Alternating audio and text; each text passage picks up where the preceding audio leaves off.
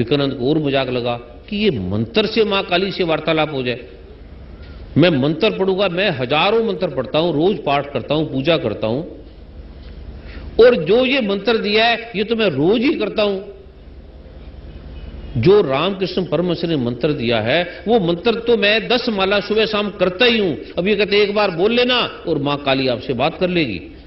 उसको और अजीब लगा विवेकानंद को। उसने कहा चलो संत ने कहा है, चलो बोल लेते हैं।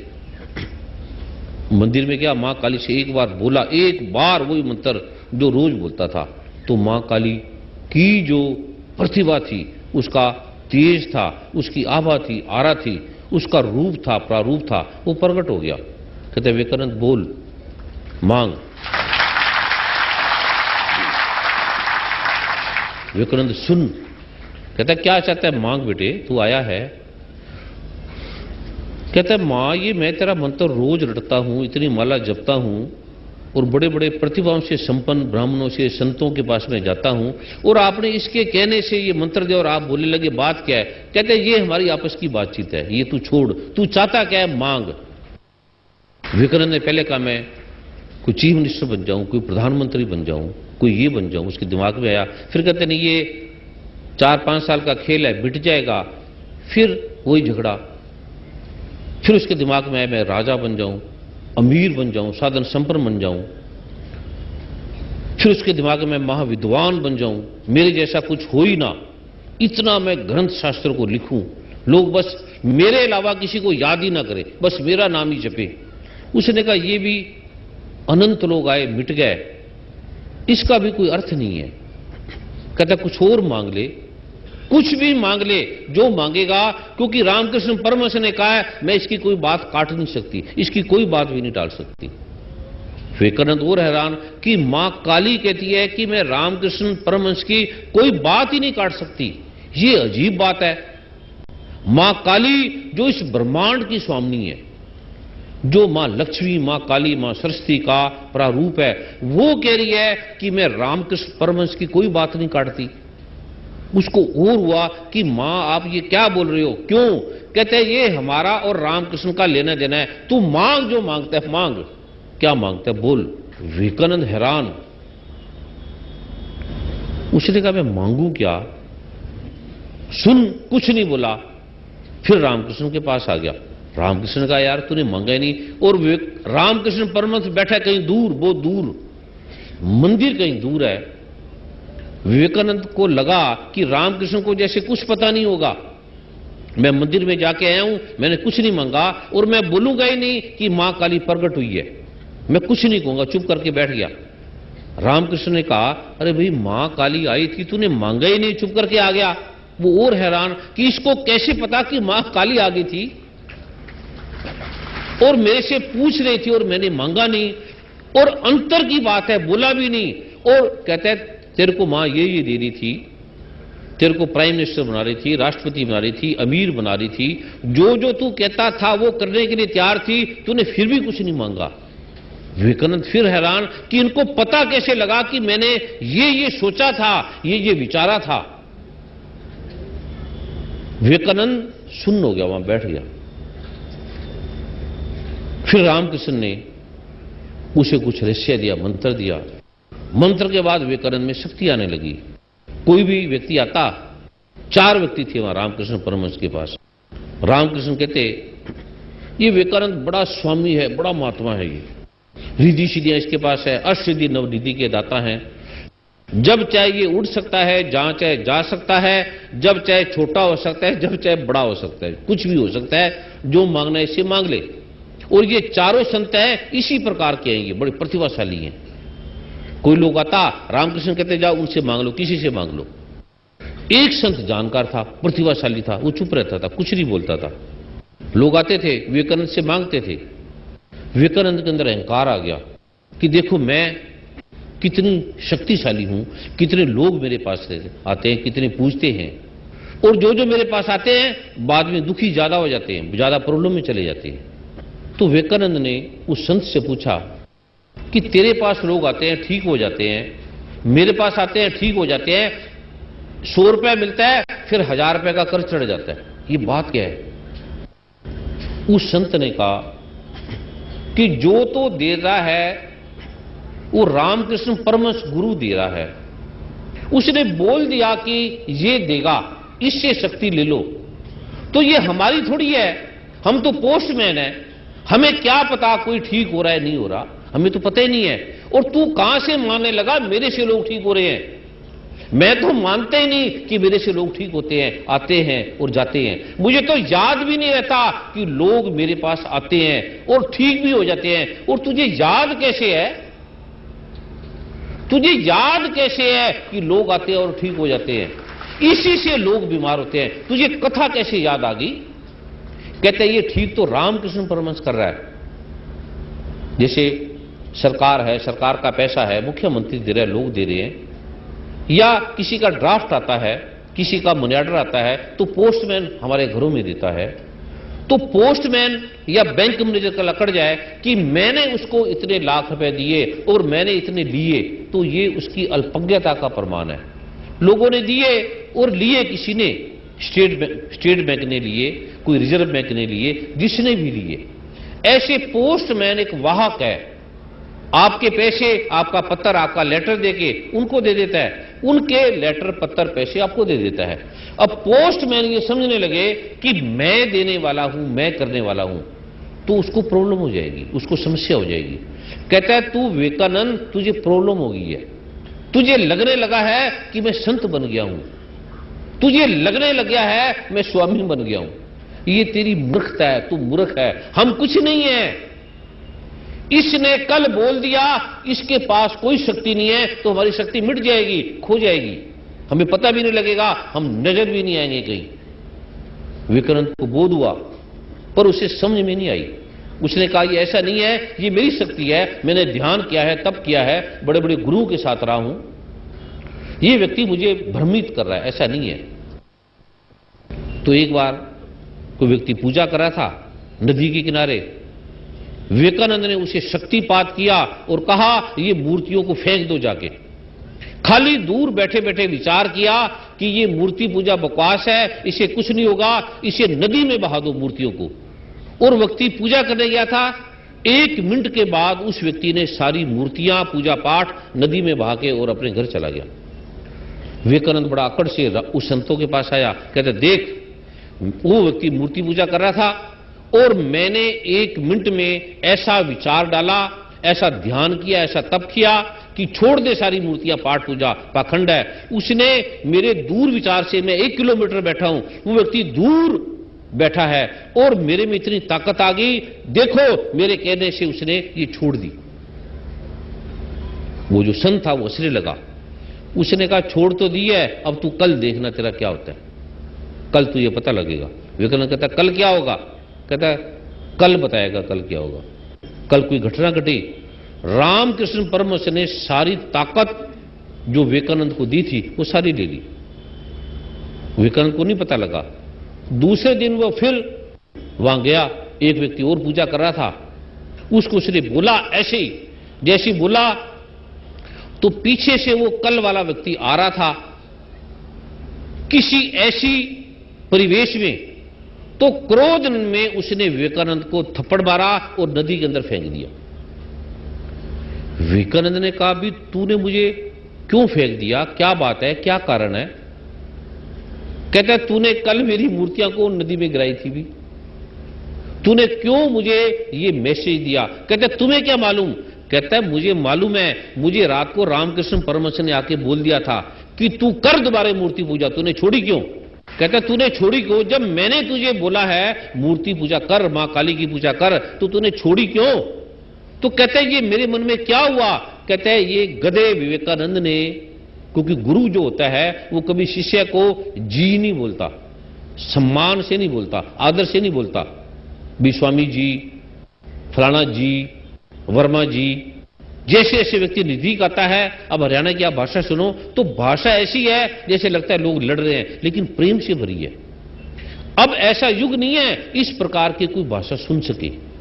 बाहर की जो भाषा वो व्यवहारिक है, पढ़ी लिखी है, सिखाया जाता है, इस तरह से बोलो, इस तरह से करो, सारा नकली, अंतर से नहीं निकलता, सारा बुद्धि से निकलता है। तो विवेकानंद का सारा तपोबल खो गया, सब समाप्त हो गया। फिर उस संत ने बताया कि मंत्र पाठ कुछ नहीं है। गुरु ने बोल दिया ये गंगा है तो गंगा बन गई, गुरु ने बोल दिया ये ऋषि बन गया। जब मैं 12 साल का था, अचानक गुरु के पास गया, कोई घटना थी, बड़ी लंबी घटना मैंने बताई थी, तो गुरु ने कहा ये तो धन्वंतरी का अवतार है। और लोग मुझे देखने लगे और मेरे पास आने लगे दवाई लेने के लिए। मैं जिसको दवाई देता लोग ठीक हो जाते, जिसको देता वो ठीक हो जाते, जो भी देता ठीक हो जाते। तो लोग आने लगे, माता जी को प्रणाम करने लगे, माता जी मुझे प्रणाम करने लगी, पिताजी डरने लगे। एक संत आए, माता जी को कहने लगे ये बहुत बड़े संत है, और लोगों ने मेरी तारीफ की। तो मैं ऐसी खाना खाता था जैसे रहता था। तो मुझे एक मेरे मित्र ने बोला कि आपको ये संत मानते हैं आप, क्या बात है? मैंने कहा ये गुरु मजाक कर रहा है मेरे से, गुरु देखना चाहता है, क्योंकि माल तो गुरु का है, चीज तो गुरु की है, दे तो मुझे गुरु रहा है। गुरु मुझे जांचना चाहता है कि ये 100 रुपया तो मैंने दिया और ये बांट रहा है, इसके अंदर ये तो नहीं आ गया ये मेरा है।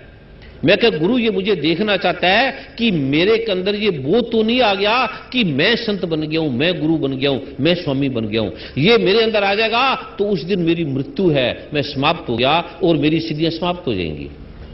ये गुरु की है, गुरु जिसको मर्जी दे, जिसको मर्जी दे। गुरु जो मर्जी बोल दे, कल बोल दे ये फूल है, ये रोग ठीक करेगा तो हो जाएगा।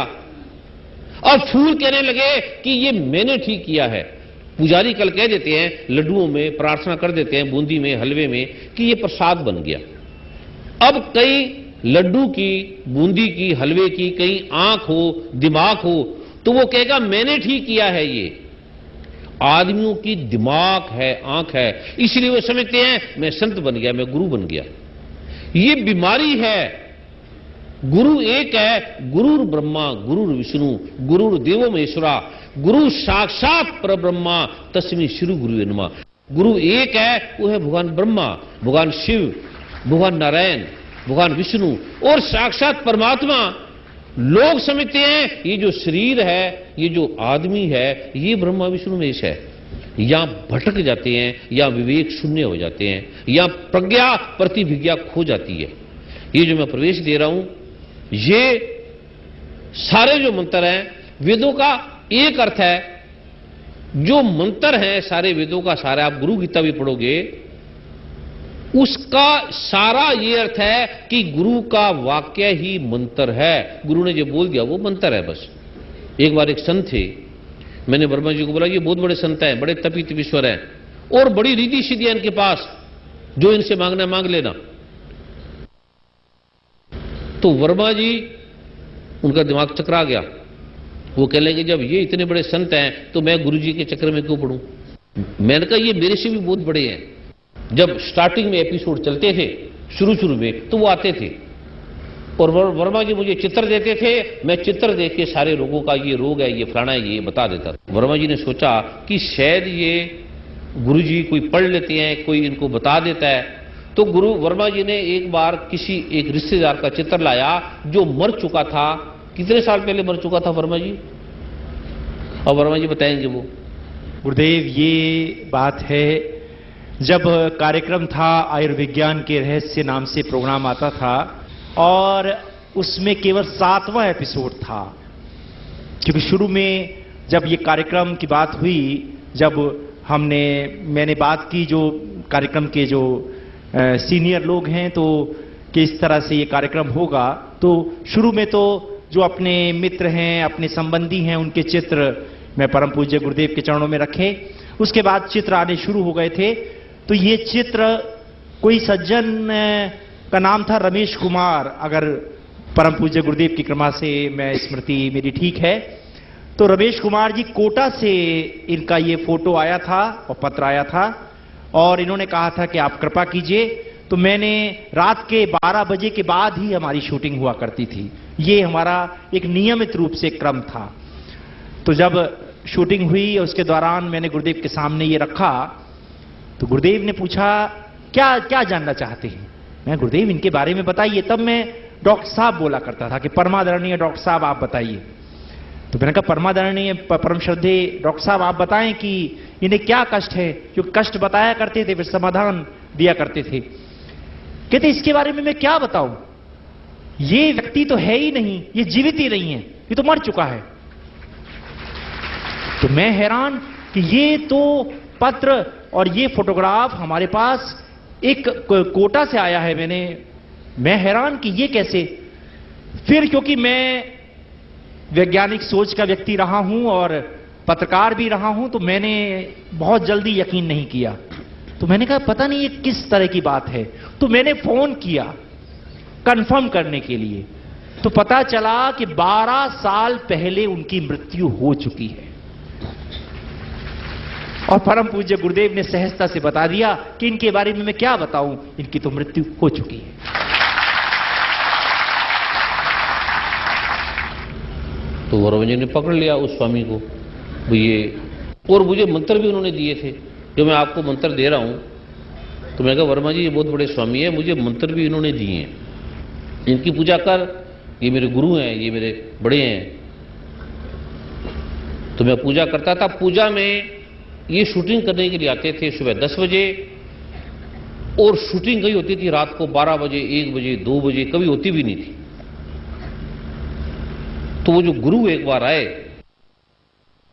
शूटिंग चल रही थी, कहता बस मुझे पूजा में जाना है, फटाफट शूटिंग कर लो। वर्मा जी उनके साथ बैठे थे। कहता है डॉक्टर साहब तो ऊपर हैं, पूजा कर रहे हैं। कहते उनको बुलाओ, मुझे जल्दी जल्दी जाना है। वो कहता वो तो पूजा में हम तो बुलाते नहीं है। कहता बोलो मैंने बोला है, पूजा से कुछ नहीं होता, मंत्रों से कुछ नहीं होता, मुझे पता है, क्योंकि मैंने तो इनको मंत्र दिए हैं। अगर मंत्रों से होता मुझे कुछ हो जाता, मंत्रों से होना था तो मुझे कुछ हो जाता। जब मुझे नहीं हुआ 20-25 सालों से, तो ये ऊपर क्या कर रहे हैं, ऐसे पखंड कर रहे हैं, बोलो नीचे आ जाओ। वर्मा जी मेरे कमरे में उस समय कौन आए थे, वर्मा जी जब मैं पूजा में था। उस समय गुरुमा ने प्रार्थना रखी थी, और ये बात जो हो रही थी ये तीसरी मंजिल के नीचे हो रही थी, कि उन्होंने कहा कि आप जाइए और उनको बुला लीजिए। और तो कोई आया नहीं, वर्मा जी तो डर गया, क्योंकि पूजा के कमरे में कोई नहीं आता। तो गुरु माँ ने कहने लगा मैं तो जहां मर्जी जा सकती हूं। और वो आ गया, कहता आपको बुला रहे हैं गुरु जी। तो मैंने एक बार देखा, मैं कहा पूजा के रूम में कैसे आ गए, मन में सोचा, मैं कहा ये कभी आए नहीं, आज कैसे आ गए। कहता है बस गुरु जी बुला रहे हैं, जल्दी जल्दी आओ और आप फटाफट छोड़ कर आओ। तो मैंने छोड़ा सारी पूजा और नीचे चला गया। जैसे नीचे चला गया लाइट समाप्त होगी, लाइट चली गई। वो 1-1.5 घंटा बैठे रहे, लाइट नहीं आई। जैसे ही वो कहता मुझे तो जल्दी जाना है पूजा में, फलाने ने आना है, फलाने लोगों ने आना है, मेरा ये कार्य है। और जैसे ही वो घर से निकले अपने स्थान पर गए, वैसी लाइट आ गई, शूटिंग चालू होगी। उन्होंने समझा कि लाइट आ गई, चलो अब मैं जाता हूं। फिर आ गए, जैसे घर में आए, जैसी वो चेयर पे बैठे, शूटिंग होने लगी, फिर लाइट चली गई। अब वो वर्मा जी को कहने लगे कब लाइट आएगी। वर्मा जी कहने लगा मुझे तो आप ही नहीं पता भी कब आती है कब जाती है, मुझे नहीं पता।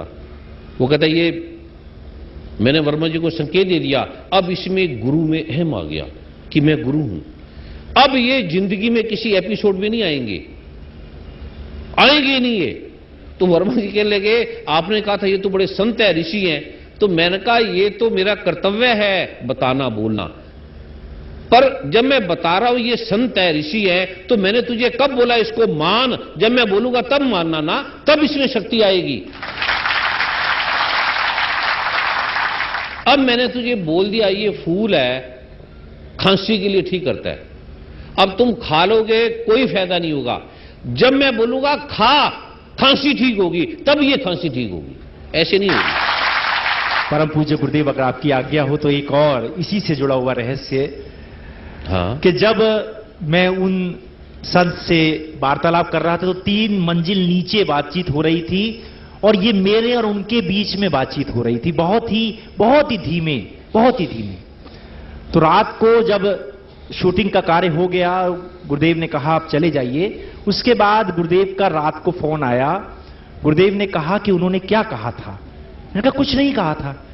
कहते नहीं कुछ कहा था, क्योंकि हमें मां ने मैसेज दिया है कि ये ठीक नहीं बोले हैं, और क्या बोला है ये हम आपको बता देते हैं। मैंने कहा जी कुछ नहीं बोला है। कहते नहीं, हम आपको बता देते हैं क्या बोला है उन्होंने यही बोला है ना कि ये पाठ वाठ छोड़े डॉक्टर साहब और नीचे चले आए। मैंने कहा हाँ जी यही बोला है। पहले ये जो मैं मंत्र दे रहा हूं, ये कहने का अर्थ है जैसे हरिद्वार में अनंत संत आए, महामंडलेश्वर थे, शंकराचार्य थे, कोई ऐसा संत नहीं प्रतिभाशाली जो वहां नहीं था, सब आए। मैं नीचे बैठ गया, मैं कहा संत है, मुझे कोई स्टेज की जरूरत नहीं, बड़े बड़े हैं, इतनी इतनी आयु है, मेरे कितनी कितनी प्रतिभाशाली हैं, कितने कितने तपी तपीश्वर है। वो बैठे थे और मैं नीचे बैठ गया। अरुण गोविल जी शायद वहां थे, मैं अरुण गोविल जी थे शायद वहां। तो केवल एक संत ने देखा, वो गहरी शक्तियों के स्वामी थे। वो स्टेज से जैसे बैठे थे वैसे वो नीचे जनता में आगे बैठ गए। और बड़े बुजुर्ग थे, बड़े प्रतिभाशाली थे। वो समझ गए, क्योंकि वो उनके पास ऐसी रहस्य में एक प्रक्रिया थी, हमारी वार्तालाप होती थी। ऐसे ऐसे संत थे जो 300-300 साल, 400 साल, 700 साल के थे, आज भी हैं। उनके साथ हम रहते थे, साधना करते थे। उन्होंने जब वो प्रक्रिया को देखा तो वो समझे। आपको कहने का अर्थ है, जो ये मैं मंत्र दे रहा हूं, जो आप जब ये पाठ करोगे तो कभी भी मैं आपको बोल सकता हूं कि ये संत है, ये ऋषि है। स्टेज पे आप नमस्कार करते हो, आपको बोलता हूं इनको प्रणाम करके चले जाओ। उस समय इनके पास शक्तियां हैं सारी, रिद्धि सिद्धि। अभी मैं बोल दूं, स्वामी जी के पास, अरुण जी के पास, वर्मा जी के पास ये सिद्धि है। अष्टसिद्धि नवनिधि के दाता है, ये जो चाहे कर दे, जो बोल दे आपका काम हो जाएगा। तो ये स्टेज के ऊपर ऊपर है, जैसे नीचे उतरेंगे। अब आप वर्मा जी को कभी सुनना, ये स्टेज पे बोलते हैं, कभी नीचे उतर के उनको सुनना, आपको लगेगा ये वर्मा जी जो ऊपर बोलते हैं, आपको भरोसा ही नहीं आएगा, लड़ पड़ेंगे ये। अभी ये इनकी मधुर वाणी है।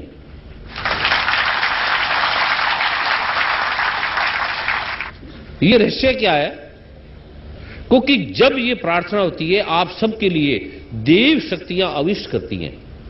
कहीं नीचे उतर के आपने पकड़ लिया वर्मा जी को कि गुरुजी ने बोला था आप में इतनी शक्तियां हैं, तो नीचे उतर के अगर आपने वर्मा जी से बात कर ली, चरण छू लिया, तो आपके घर में कष्ट आ जाएंगे, ये आप ध्यान रखना। अगर गुरु ने कह दिया ये वर्मा जी है, अभी नमस्कार कर लो, तो स्टेज के ऊपर ऊपर नमस्कार कर लो, नीचे उतरते भूल जाना कि ये संत है या कोई स्वामी है या वर्मा है या शर्मा है, ये भूल जाना पहले। अगर कहीं ये आपने पकड़ लिया तो फिर आपके घर में तन मन धन के रोग व्याप्त हो जाएंगे।